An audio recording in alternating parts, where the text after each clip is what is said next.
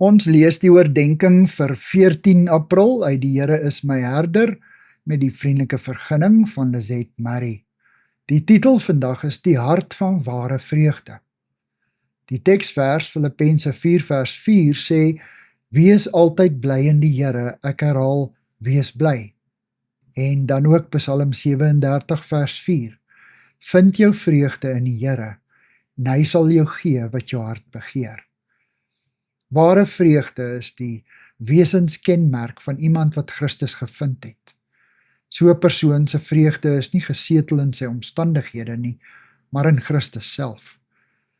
Wanneer ons hierdie ware, diep, alles insluitende vreugde ontdek het, sal ons noodwendig van ons ander vreugdes moet heroorweeg en onsself afvra, pas dit iemand wat bely dat hy of sy Christus volg, of hoe belangrik is die vir my? Wanneer sport of ons beroep of selfs ons kinders ons grootste vreugde is en ons lewens hiervolgens inrig, is ons identiteit nie in ons Christendom en ons verhouding met Jesus Christus nie. Dan bepaal hierdie ander dinge die ritme van ons dag en nag. Hoe ons na die wêreld om ons kyk, hoe ons lewens inrig om voorrang aan hierdie vreugdes te gee.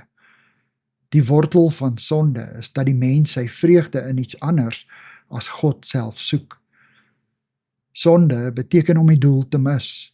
Ons skiet teiken, maar ons mik na die rooiwangappel in die boom langs die teiken. Ons oë moet op Christus wees. Hy moet die middelpunt van ons verlange wees. Dan sal hy ook die middelpunt van ons vreugde wees. Onlangs lees ek die volgende anonieme gebed. As my voorlopige vreugde in U reeds so wonderlik is, hoeveel te meer nie die volle vreugde van die ewigheid nie. Here Jesus, help my om al my vreugdes in lyn met die vreugde van Christus te kry. Amen. Dankie vir die saamkuier. Ek deel Lizette se kontakbesonderhede in die inligtingsparagraaf van die kanaal. Daar is ook skakels na voorlesings van Lizette se ander publikasies wat hier beskikbaar is.